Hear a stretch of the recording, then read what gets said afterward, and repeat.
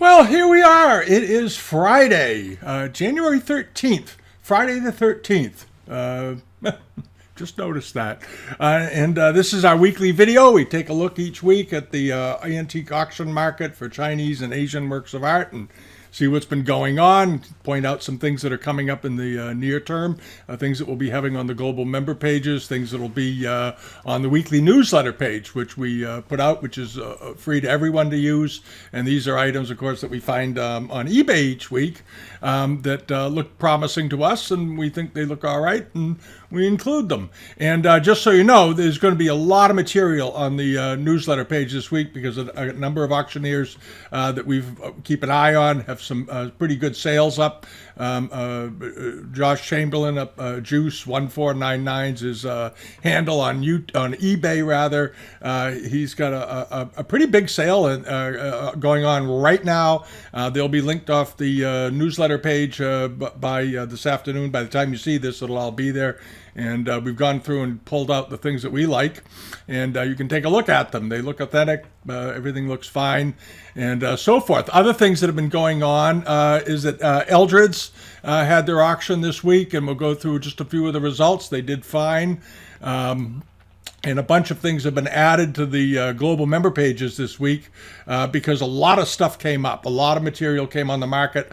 We're going to leave the. This is the Eldred sale. We're going to leave this up for those of you that use the subscription, so you can check prices and so forth. We're going to take it down tomorrow though when we update. So if you want to go through the page and click over and see how these items did, you can do it until tomorrow.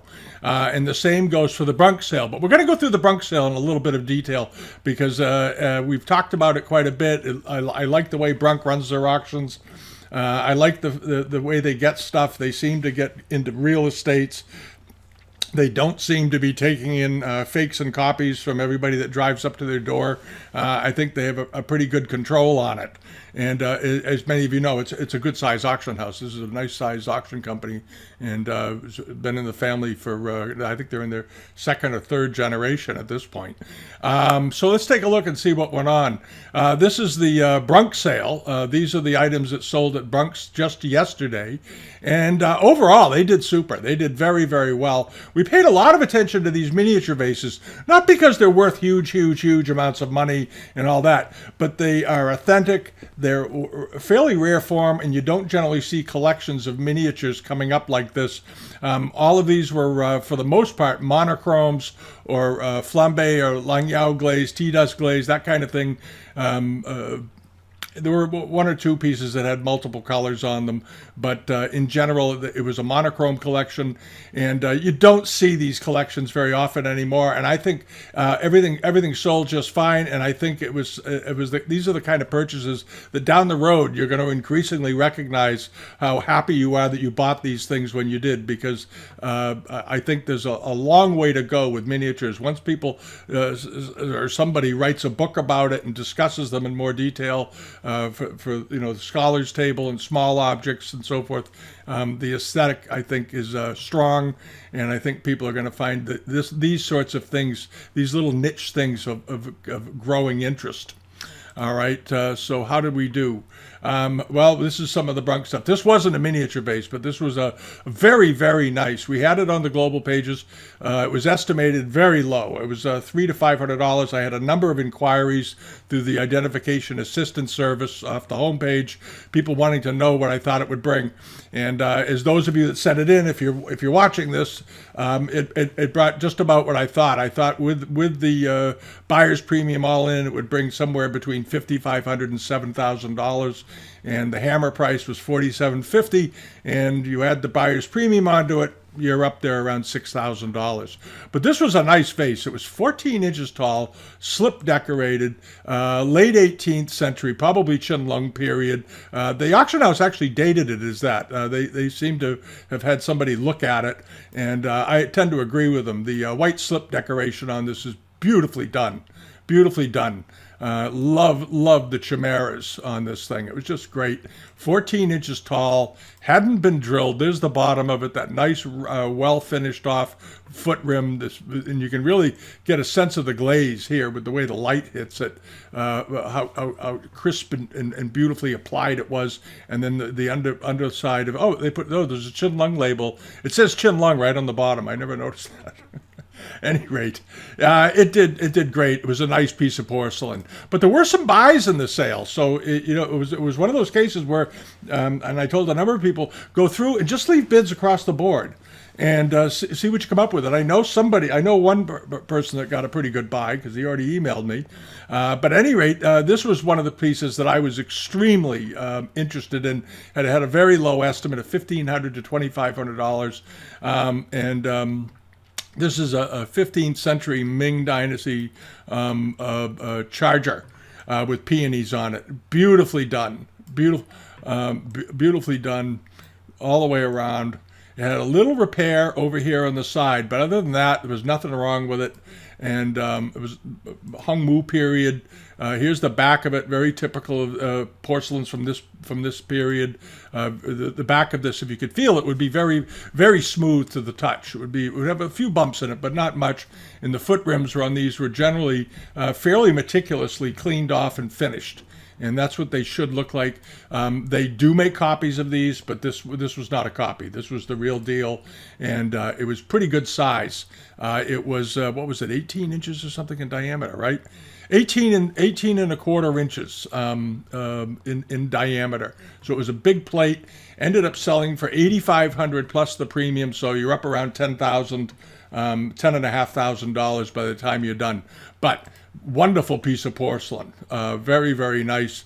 And this pattern doesn't turn up very often, so it was particularly interesting. All right, and then over here to the green glazed pair vases. These were really nice. I had a couple of inquiries about these. I thought they were pretty wonderful. They were estimated at nothing, $600 to $900, and as you can see, they went way beyond that. With the buyer's premium, they were over $10,000. But here's the bottom of them, and these had been sold at Sotheby's a number of years ago. It was in the description, and had been through Chait Gallery in New York, one of the great galleries, one of the great dealers in the United States. And here's a picture of the bottom with its sticker history. You can't always go by the stickers anymore because they are applying them to pieces. The people are printing them and just fabricating stickers to put on things to look old.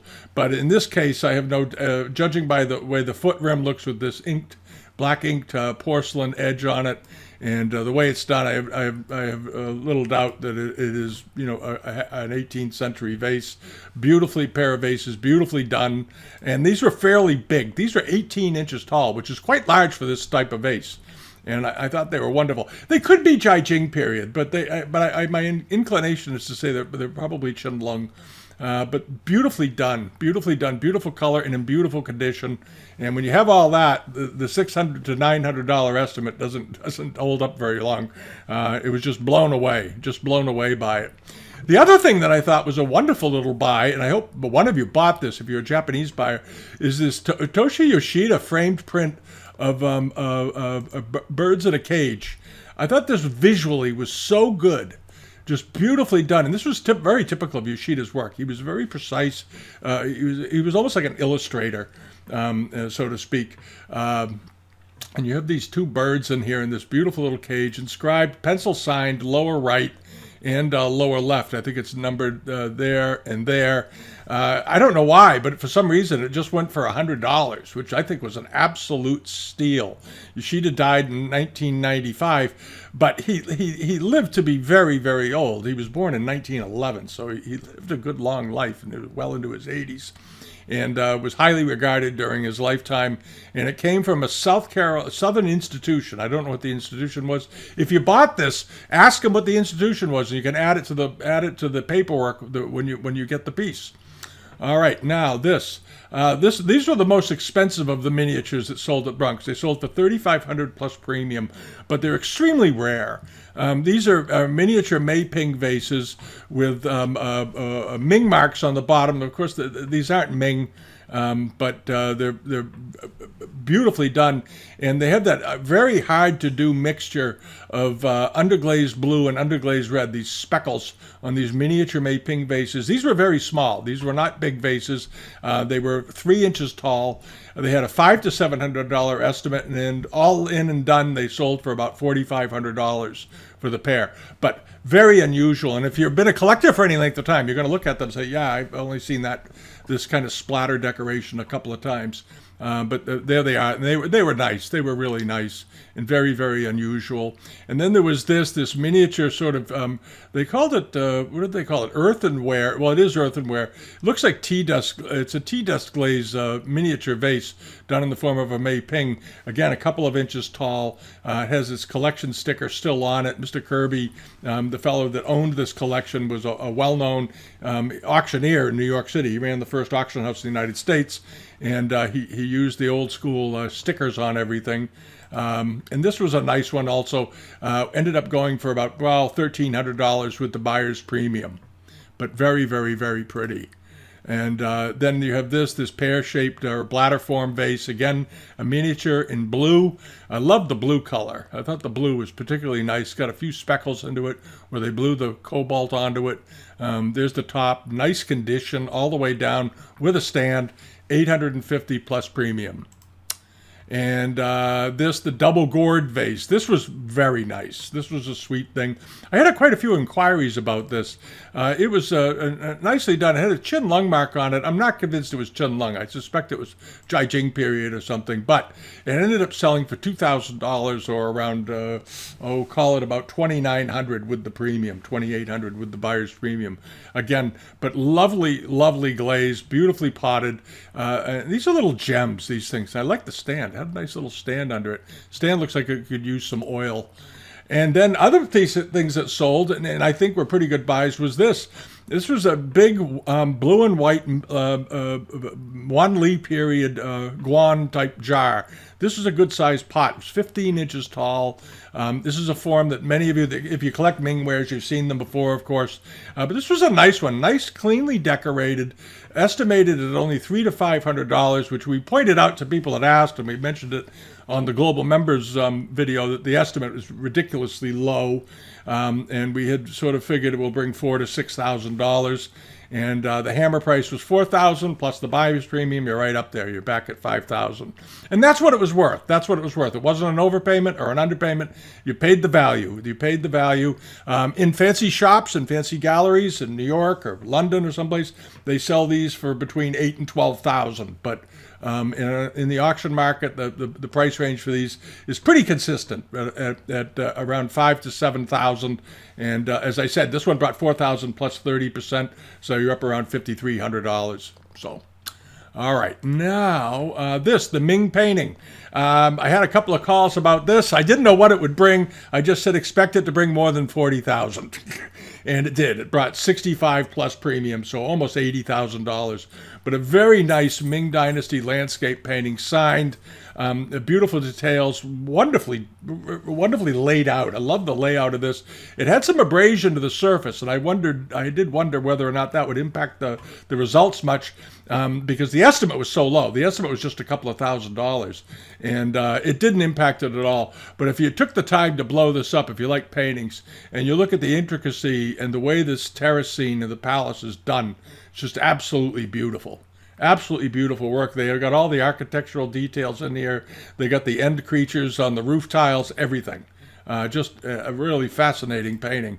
And it was estimated at $800 to $1,200. It wasn't even estimated at a couple of thousand. And it obviously was much nicer than that. I guess they didn't feel comfortable in hitting it hard for an estimate. Estimates don't mean much. This is something people have to think about too, is that in any given day, that when you have an auction going on, the market's going to tell you what it's worth. Whether it sells or not is up to how high you set your reserve. But at the end of an auction, most auctions that are well advertised, and the auction house has a good reputation, Bronx has a good reputation, obviously, the item, you're going to find out what the item is really worth, whether you like it or not, once that auction's over, because that's what it was worth on that day.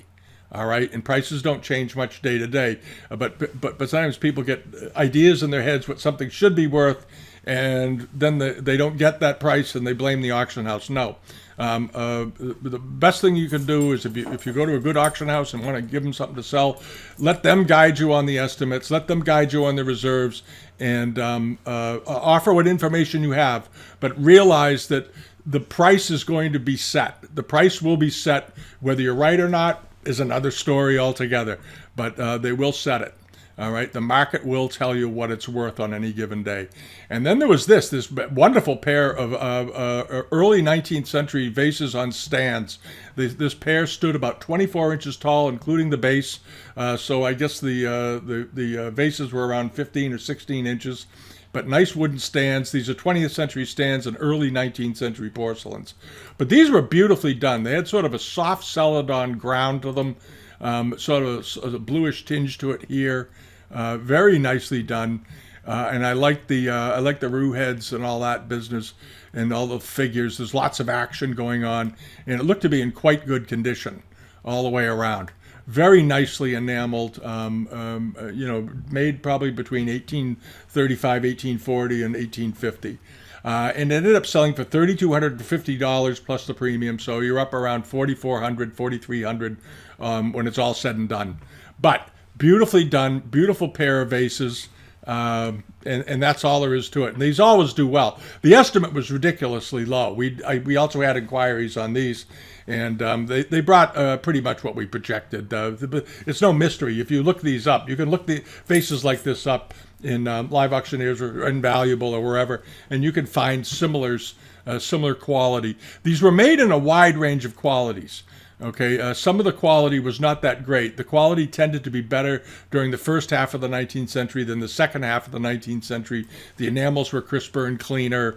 The details were more refined. Everything was a little more carefully done in most cases. And it wasn't until some of the pieces made during the Republic period that they really tightened it up again, with the exception of maybe some Guangzhou pieces. At any rate, they did great, and that was the end of that. Now, this was one of the great little buys of the day. See, you know, it's funny. You think that everything's going to do well. You can have an auction where you have a swath of it that does extremely well, and then suddenly there's a soft price. And this is often due to the fact that there aren't people in the room. Or not enough people. In the old days, everybody would go to an auction. They'd see the stuff physically. You'd see things. I urge people to always preview in person if they can possibly do it, because I'll guarantee you, and many of you have been through it, you get to the preview and suddenly you see something you didn't see in the ad, you didn't see on the online listings. It looked different, the way it was photographed, something. And you want to go physically. You want to look, because you never know what you're going to encounter. And in this case, it was 6 blue and white porcelain plates. Some of them had little issues, nicks and whatnot to the rims. But look at the selling price, $150 plus premium. So they ended up selling for around $200 for all 6 plates. And these are all 18th century plates. These are all Qinlong looking plates as far as I can tell. Yeah. All right, and they provided good pictures of the backs. This one has a hairline in it, but still, even with a hairline, this was a really nice lot. It had some nicks and chips and whatnot to the rims, but sort of an instant thing, an instant little mini collection. And if you're looking for plates to decorate, to hang on your walls in your dining rooms and hallways and so forth, these are terrific. And they're, as you can see, you can buy them fairly inexpensively in cases like this.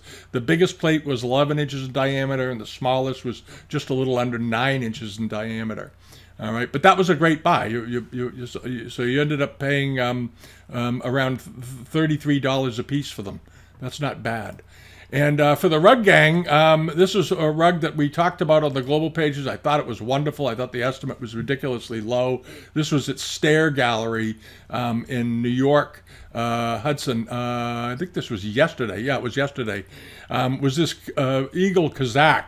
They called it a Carabao, but at any rate, it's a classic Eagle Kazakh with bright, strong colors in beautiful condition. This was a wonderful Kazakh carpet.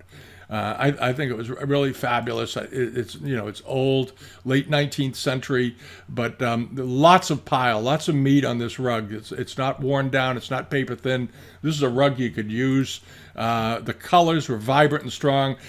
Judging by the photographs, I think they got it cleaned recently because it's awfully clean, but it looked like it was cleaned well. Look at this beautiful clear yellow that they used, and then you have nice airbrush changes in color running through here as they went through skeins of wool of different colors and added them. That's what airbrush is, if you didn't know. If you hear the term airbrush, what it means is that it's just color changes in the ground or in the wool. And if you look at rugs, you'll see it go from light to dark. And the reason is that they finished up a skein of wool that was a little darker and went to a lighter wool, or vice versa. They had a lighter wool and they ended up going to a slightly darker wool.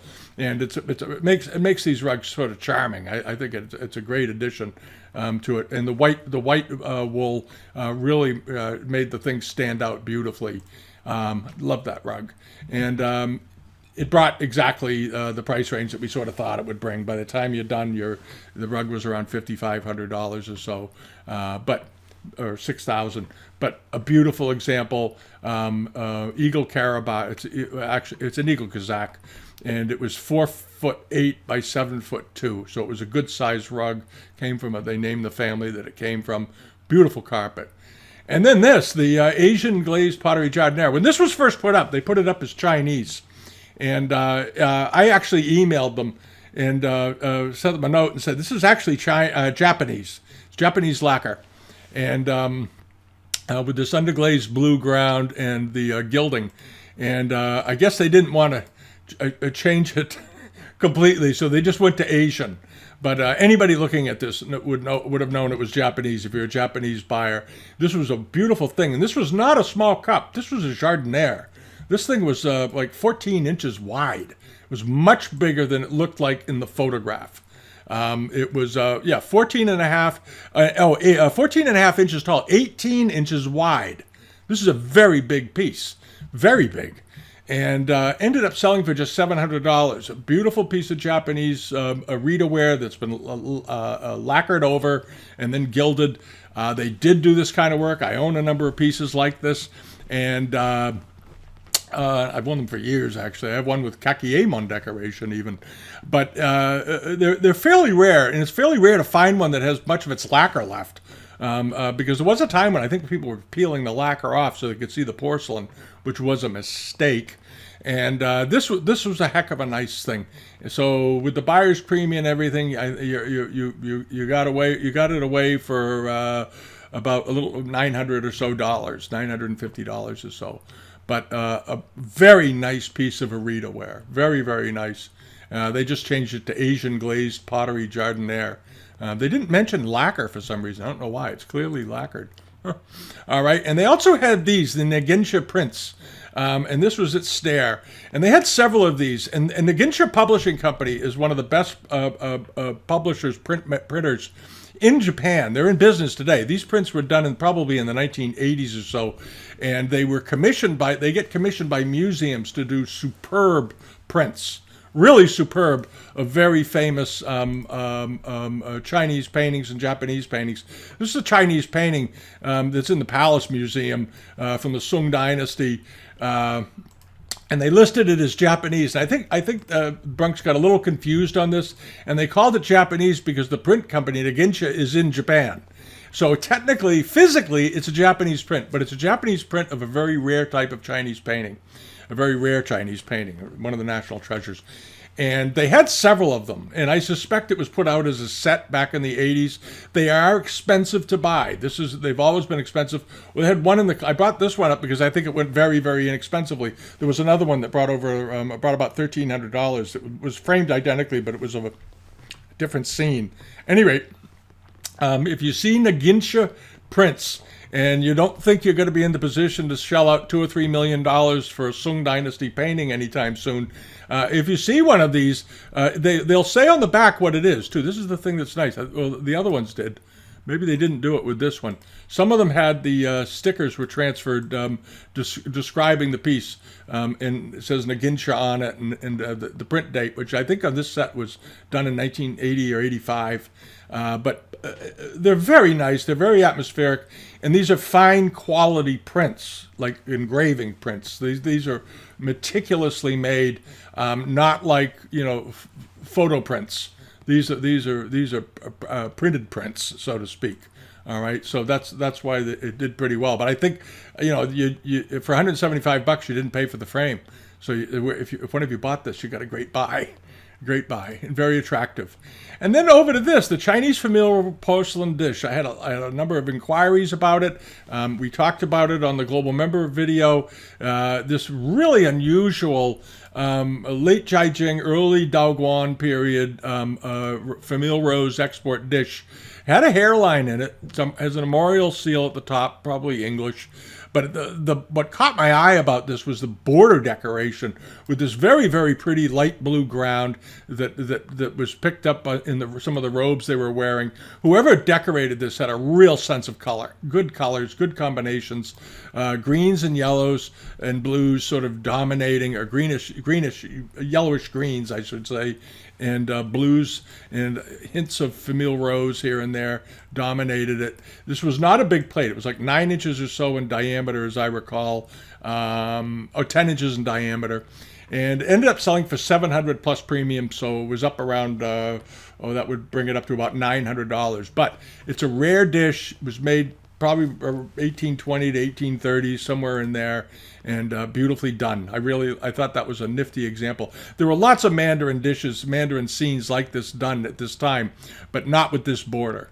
Not with that border. They usually reverted to they'd finish the rim with butterflies and bats and auspicious symbols and so forth. They were good quality, but it's very unusual to see a landscape in the round going over this. It must have been a beautiful service. This was part of a big dinner service. This was part of a 130, 140 piece dinner service.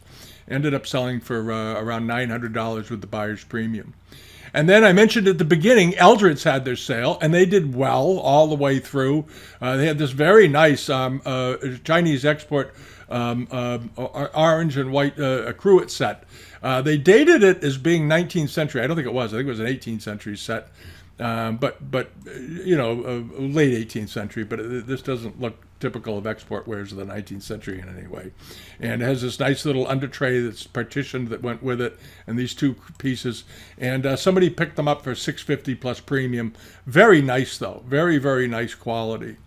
All right, and then over here to this, there was the pistol-handled Mandarin urn. This would have been part of a pair originally. These were always made in pairs and sold in pairs originally. Probably done during the first quarter of the 19th century. Nicely done. Nice, lots of gilding on this. This is a very gold one. Sometimes there's more white ground and so forth. This one they did the ground entirely in gold, and then they have the faux bois marbleized base on here, which is not unheard of these at all. They did it often, but this one is particularly well done, very strongly decorated, and I think it was fine. The price was fine. It was $2,000 plus premium, so you're up around $2,800 to $3,000. I think that was a good buy. I think it was these can bring anywhere from $2,000 or $3,000 up to $5,000 depending on the auction and the day and the market conditions. And right now the market is saying $2,600 for these. All right, and in another year or two, the American furniture market keeps coming back. You might see that improve. Right now, there does seem to be a revitalized interest in Americana, and I'm watching. I mentioned it on the Global video the other day. I'm watching the Americana Week in New York. I'm watching to see how those auctions do because they have a number of very good pieces of American furniture, American decorative arts with pretty big estimates, six-figure estimates on many pieces, and I want to see how they do. And if the American furniture market and the decorative, 18th and 19th century furniture market comes back, you're going to see very quickly thereafter, you'll start to see China trade porcelain bring a lot more money. Because China trade porcelain goes hand in glove with American furniture. And when American furniture went off a cliff 20 or so years ago, when the interest in that market just withered for one reason or another, it is now seeming to come back, because I think you have another generation of people that have come along, especially on the higher end pieces, that have some wherewithal, and they're tired of living in a minimalist house, so they want some nice things around them, some antiques, and hopefully that'll bring it back. And if that happens, you're going to see China trade porcelain, Chinese export wares, armorial wares, Fitzhugh, Nanking, all that stuff, Mandarin, all of it come back pretty strong. Because the people that are buying American furniture for hundreds of thousands of dollars for a piece don't care whether a piece of Chinese porcelain costs $1,000 or $3,000. They're just going to buy it. So I think that's where you're going to be heading. All right, now, what happened on the newsletter page? Last week, there wasn't a lot of stuff on the newsletter page. We were still sort of coming out of the Christmas break and whatnot, but there were some pretty good things, some pretty good buys. We included, as I mentioned last week, we included these mother of pearl game counters, just because I like them, and they're something that almost anybody can collect game counters, and they're beautifully made. These were done during the 19th century. They are superb quality, and these are Mr. O'Neill over in England. I mentioned him many times. He's written a guidebook. He has a book on it. You can get in touch with him and get a copy of it. He sent me a couple of them, and I think it's a great topic. I think it's underappreciated. And one of the things I wanted to mention too was, this book, Superfluous Things. Hope I didn't mess this up. Hold on a second. There it is. This is written by Craig Clunas. He's the keeper of the V&A Museum. And I just got a copy of this. I saw this book last week, and I wanted to get it because I'd heard of it before.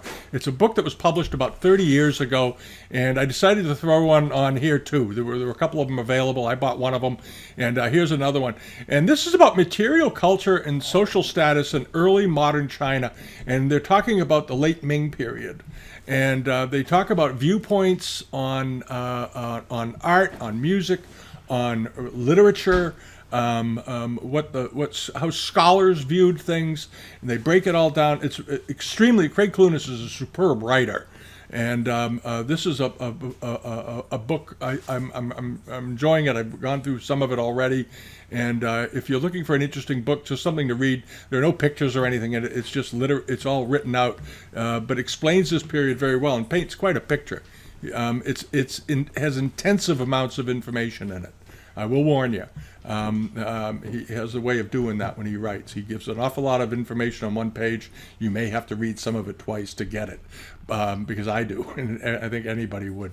But it's a very, very good book. All right, and other things that did well, we're going to go through them. Joni's had a sale. Some other people did as well. And let's see, there was that book. And then there was this book that we included last week. Somebody bought it apparently for $87, and this is the Ming Pottery and Porcelains by Soam Jennings. Again, one of the keepers of the collections over in England. And this is a classic on the topic. It was written many, many years ago. I think this was written in the 50s or something like that. It's been reprinted a couple of times. Is there a date? 1953 and again in 1988. By the reprints. They're actually, sometimes they add things to the reprints that make them a little more interesting even than the originals. It was well illustrated. It's well written. This Soam Jennings also wrote books on it's the famous book on later Chinese porcelain covering the Qing Dynasty. He wrote a monumental, really good 2-volume set on Japanese. One on Japanese porcelain and one on Japanese pottery, and these are thick books. I think those books are around 700 pages each, something like that. I have both of them. They are excellent. They are excellent. He was an excellent writer. He's long gone, of course, by now. But at any rate, $87. That's about right. And then this very fine. This was Haru had this over in Yellow Springs, Ohio. We had this very nice early pith painting. And what was interesting about it, one is that the quality was really, really good. This was the kind of quality that you see on paper. And he says it's pith, but it didn't look like pith to me. This looks like paper. I think this was on English paper. All right, he sold it as being on pith, but boy, that doesn't look like pith to me. It looks like hand done paper, and I think somebody got a fantastic buy with this. And these are silk merchants. All right, the more I look at it, the less I think it is pith. It's actually on paper, and that, if somebody picked this up for $650, it's a great buy. But what's interesting about this is that it's of silk merchants, and you see tea preparation paintings fairly often, rice, porcelain making, and all this. You don't see silk as much. And here is a silk dealer, and here's his little warehouse and so forth. Very classic, probably done between 1800 and 1820. Wonderful little painting, $631. All right, now over here to this. This was at Joni's, was that inkstand with the Quan John decoration. Thought this was very, very nice. Watch and inkstand. This is where the watch would hang down in here. It looked like a little Tower of London for you. It was inscribed and all that. And I think it was fine. It brought a little more money than I thought, but I don't think it was a crazy amount of money. $1,310 looked perfectly reasonable. That's sort of a rare bird. You find these sometimes. The problem is that they're often very badly damaged. This part will be cracked. The corners will be cracked because they're sort of an odd shape, and they're easy to damage. And in this case, they didn't do it. So it went through its 130, 40-year life and didn't get wrecked. And the other thing they sold was this cobalt slip decorated with white outlining Shao character shaped rim plate. This was a nice plate, 19th century, beautifully done, $510, and it was a pretty good size, as I recall. I think it was 12 inches. Let me double check. It did have a Qinlong mark on the back. It's not Qinlong though. I think it's probably Jiajing period.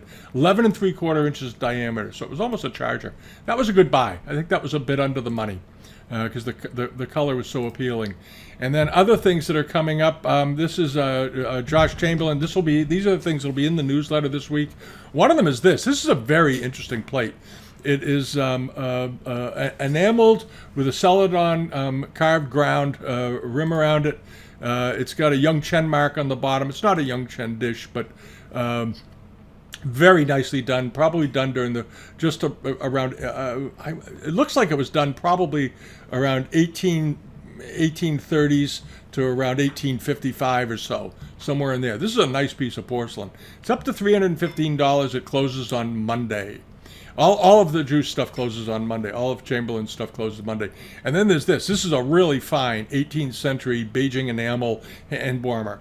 This is a nice one. It's got a beautifully reticulated top with all of these little floral, rosettes on them and so forth. You see that same pattern used during the 19th century on vases and so forth, on porcelain, painted onto them.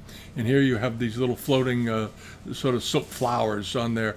But I love the ground, this sort of almost purplish ground, but very, very delicately shaded enamels. Beautifully done enameling on this. And it's going to do well. It's already up to $2,850. I suspect it'll get up to around $5 or so, maybe $6 before it sells. But a good example. And the other thing I like a great deal is this moss agate snuff bottle. This is a very, very pretty piece of moss agate. And if you collect agate, you'll recognize immediately that this two-tone area where the bottom half is of this very elegant sort of verdigris green, copper green, and then the upper half has all these areas of this sort of soft, almost butterscotch color with outlining in white and so forth. It's a really nice snuff bottle. I like this a lot. It came out of a collection that looks completely legit. The way it's done, and lot 3, accession number 31131, and it's been added here and it's been added there. This is the foot looks good. This is not a later copy that somebody's trying to fool somebody with stickers. It's up to $51. It should bring $600 to $800. So we'll see. It could bring more. But that is a very, very pretty piece. And it's also beautifully polished, which I like a lot. And then the big pair of rose Mandarin jars. How big are these? Does he say? 25 inches tall. These are big. If you've been looking for a big pair of jars, I know a lot of you like them. This is a good pair. Beautifully done. Celadon ground, very heavily decorated rose mandarin cartouches on it. It still has its lids. I check it for condition to make sure it's okay, but this is a very, very handsome pair of jars. They're 25 inches tall, beautiful pair of jars, 19 sold without reserve. The areas appear to have small restored line in the body. These were professionally done and incredibly difficult to notice. Okay, so it's had some sort of very small minor restoration to it. It sounds like. At any rate, what'll they bring? They should bring between on the low side maybe 8,000 or 9,000, and on the high side they could bring 14,000 or so. We've seen these sell in the past; they do awfully well. Who knows what they'll bring now? But that's sort of that's a pretty standard price range for these. If you can pick them up for 10 or 12,000, I think you're in good shape. All right, and then over here to this. This is a rather unusual thing. This is a late Qing bulb vase, and you've seen these before, but this is an unusual one because of the yellow, the grisaille decoration, and the yellow, and this color palette is something that was very popular with the Empress Dowager, the Xixi examples, and it was adopted into other forms other than the porcelains that she herself had designed. But this is very, very nice, and I love the lotus head on the top. I think it makes it a very nice composition with the dragon down below circling through the flowers and these highlights of turquoise. I think it's a nice one. What is it worth? Well, it should bring between $800 and $1,200, but we'll see. We'll see. But those are very, very nice. You see, the most common way to see these are in underglazed blue. Those are the most common examples. And some of them are much better than others. So the quality does vary. And then this is an unusual rose mandarin platter. The border on it almost looks Japanese. Those of you that collect Japanese porcelain will recognize it, but it's not. This is a Chinese plate. Pretty obviously, there it is. But very nicely done, 19th century, but really unusual border decoration. Very, very unusual. Not sure how that happened. It was obviously, I suspect it was a custom order, or something like that. It's about 10 inches, I think.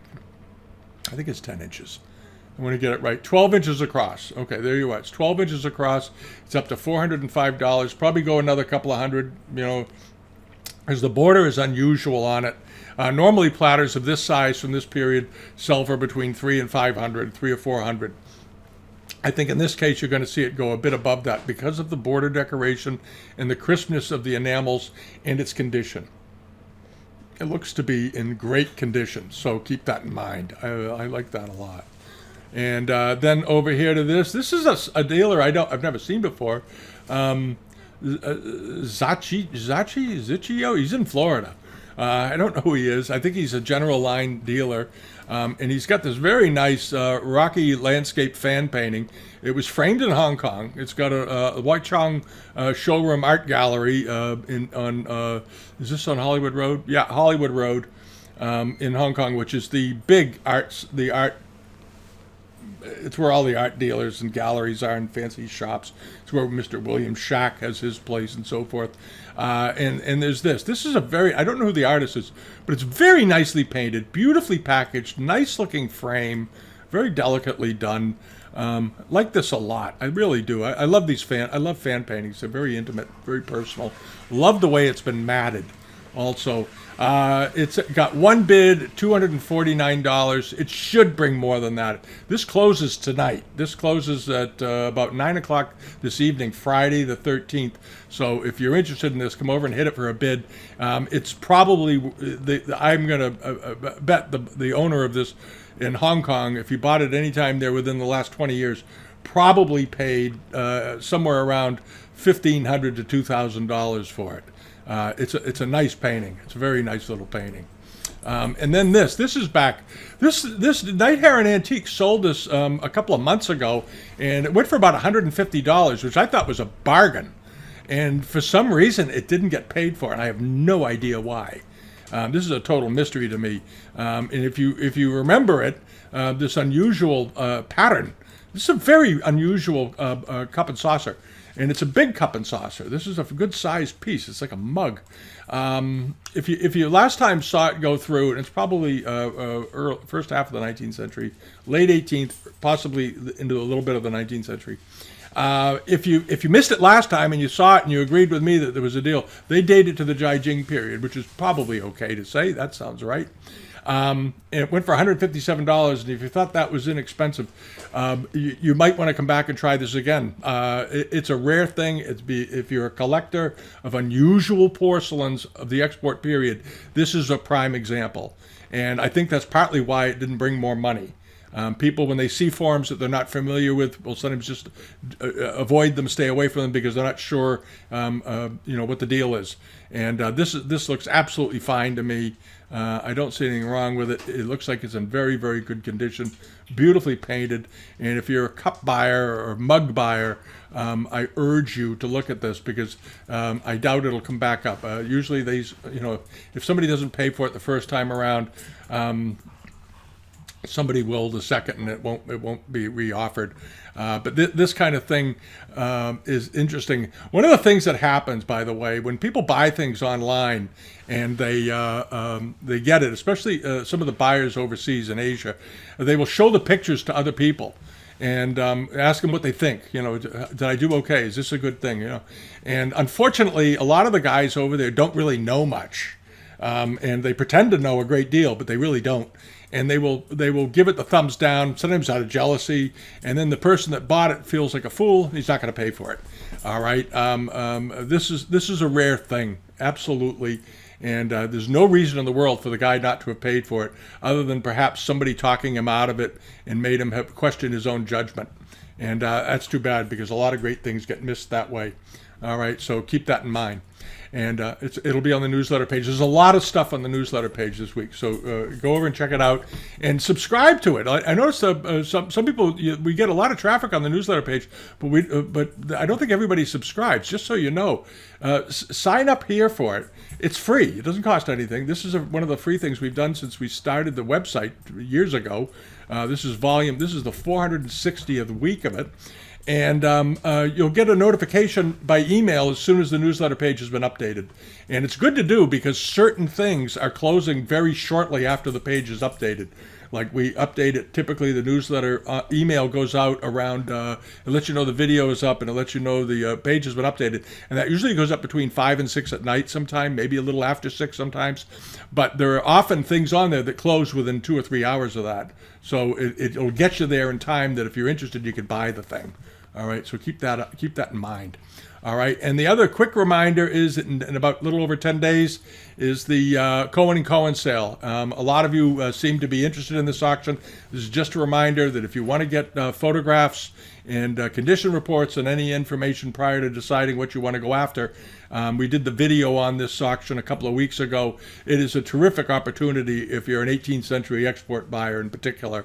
Just a reminder, that sale is coming up on the 24th, and today is the 13th. And it does take a few days to get information, and you don't want to be rushing around at the last minute trying to get things clarified. And they won't. And the auction houses don't really have time to do it once the ball is rolling, so to speak, in the last day or two before the sale starts. You run the risk of not being able to get the information you want. So I urge everybody to get condition reports, get your questions answered, and register and get it all out of the way no closer than 3 or 4 days from the sale. All right, that way you're all set. You don't have to worry about it. All righty, and that's about it for the week. It's been like I said, an interesting week, and we did a video yesterday on antiques, in general antiques, and my views on living with them and furnishing them in your house and so forth. I hope you enjoyed it. And let me know about that if you'd let us to see some more of those. I think it would be a fun topic to get into because that's why most of us collect, because we want to live with the stuff. We want it as part of our home, and it's the next step. Once you acquire, where do you put it? What do you do with it? How do you enjoy it optimally? And are you buying things that you really love, or are you buying things because you think you should be? Only buy things you love if you're planning on keeping them. That's all I can tell you. All right. Have a wonderful weekend. See you all next week. And thanks for watching. And subscribe here if you haven't already. All right. Bye-bye.